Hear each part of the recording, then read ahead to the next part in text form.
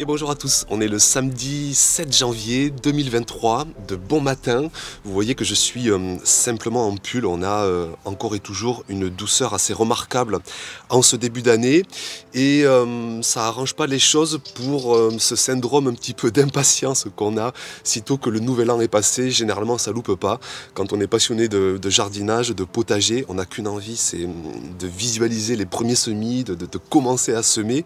Et quand en plus il fait assez doux, ben, l'impatience grimpe plus encore. Alors vous êtes super nombreux à demander qu'est-ce qu'on peut semer, est-ce qu'on peut foncer, et donc je vous fais cette petite vidéo pour vous partager dans mon contexte, dans ma finalité de potager, comment je vois les choses. Alors déjà, vous dire que ça va être rapide en fait, c'est que cette année, encore une fois, je fais preuve de patience. Je vais vous expliquer pourquoi, parce que j'ai souvent essayé de semer en janvier, ça n'a pas été très concluant, je vous donnerai les exemples précis. Et puis rappelez avant tout que les semis, que les cultures, ça marche sous deux conditions essentielles. D'avoir une température minimum et optimale en moyenne sur 24 heures. Alors ça va être 5 à 10 degrés pour les cultures les plus précoces, les petits pois, les fèves, les mange-tout, les salades, les variétés hâtives de carottes. Donc tout ça, 5-10 degrés, on peut commencer à envisager des semis et des développements de cultures. Et puis après, les cultures d'été, concombres, courges, tomates, poivrons, aubergines. Là, il faut plutôt passer à 15, 20, 25 degrés de température moyenne.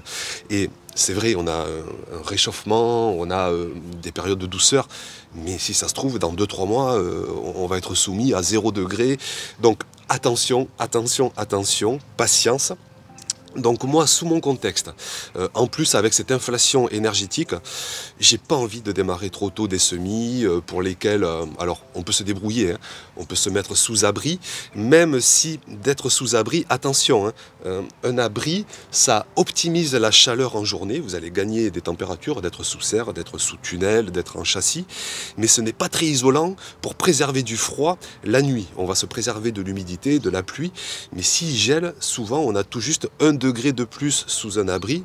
Alors après, on peut cumuler les abris, mettre un voile, mettre un tunnel, mettre une serre, et on va gagner 2-3 degrés, on va éviter des gels. Donc si vous êtes motivé, si vous êtes volontaire, vous pouvez gagner quelques degrés de température en mettant des abris. Il y a aussi les solutions énergétiques avec des nappes chauffantes, avec des chauffages, en se mettant à l'intérieur de la maison. Et là, on peut s'amuser à commencer au plus tôt des semis de laitue, par exemple, même des semis de tomates, d'aubergines.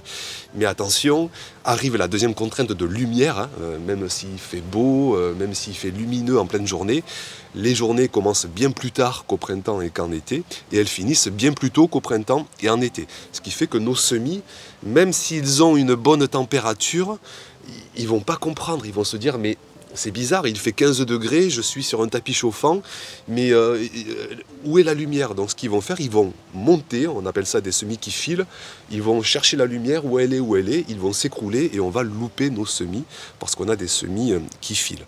Donc au mois de janvier, si on veut commencer à semer, il faut trouver une exposition maximale à la lumière ou mettre une solution énergivore, des éclairages d'appoint, et se mettre à une température quand même hors gel, ou là aussi une solution énergivore, et mettre du chauffage.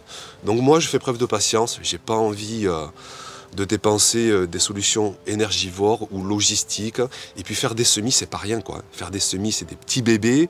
Il faut être là tous les jours, il faut veiller à l'exposition, à la température, à l'humidité. Et moi, je m'astreins vraiment de début février à mi-mai, jusqu'à ce qu'il n'y ait plus de gel, qu'on puisse tout sortir à l'extérieur, tout planter.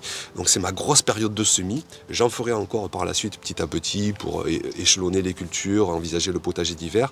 Mais c'est déjà une longue période où il faut être au potager. Moi je sais que j'ai du mal à partir 2 jours, de février à mi-mai.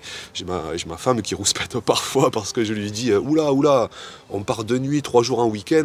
Non, non, non, on va juste partir une nuit grand maximum. C'est le temps d'indépendance de mes jeunes semis. Donc, je patiente. Je vous raconte aussi, pour anecdote, encore l'année dernière, j'ai tenté des semis précoces, par exemple de carottes sous la serre.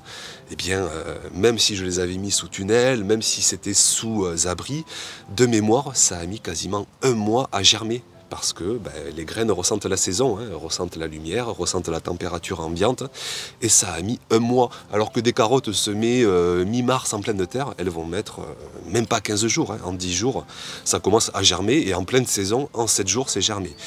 Pareil pour des petits pois, des fèves que j'ai essayé de façon très précoce sous abri.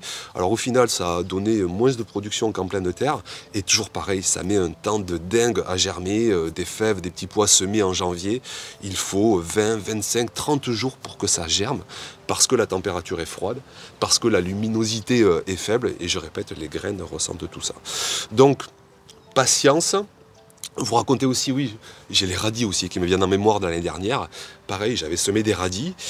Eh bien, certainement pour une raison de lumière, j'ai eu des radis qui ont complètement filé. Hein, filé, donc ils ont fait du feuillage, certes, mais nous, ce qui nous intéresse, c'est les racines, c'est les radis. Et je n'avais rien, quoi. Et ça a été loupé. Alors que pareil, 1 mois plus tard, et encore mieux, 1 mois plus tard encore, en mars, c'était la régalade en pleine terre, en extérieur. Parce que vraiment, chaque semaine compte. Là. Chaque semaine, on gagne en luminosité. Chaque semaine, on gagne, alors pas vraiment en température, mais surtout en luminosité. Et la lumière, c'est vraiment l'élément clé pour réussir vos semis. Je me souviens des premières années, j'avais pas encore les enfants, je m'étais installé du coup dans les chambres qui accueillaient ensuite les enfants à l'avenir. Et je m'étais mis derrière des petites fenêtres, j'avais pas encore les connaissances, l'expérience, tout ça.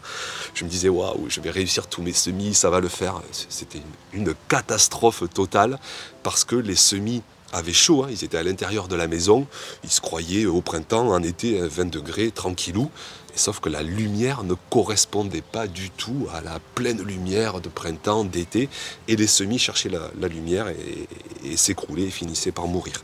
Donc vraiment, lumière absolue. Alors soit on patiente un petit peu, de gagner quelques heures par jour, soit on met des éclairages d'appoint, énergie à dépenser, c'est vous qui voyez. Et pour la température, c'est pareil. Soit on abrite, on met des voiles, on cumule les abris, on se débrouille, on fait preuve de logistique, d'implication, de passion, et cela même en plein hiver dès le mois de janvier. Soit là aussi, on utilise une solution énergivore, un chauffage, pardon, ou une nappe chauffante. J'en utiliserai un peu au mois de février, mais j'attends. Février, pareil, ça concentre les dépenses énergétiques sur une petite période. Et sinon, donc, soit on patiente, tout simplement. Donc n'hésitez pas.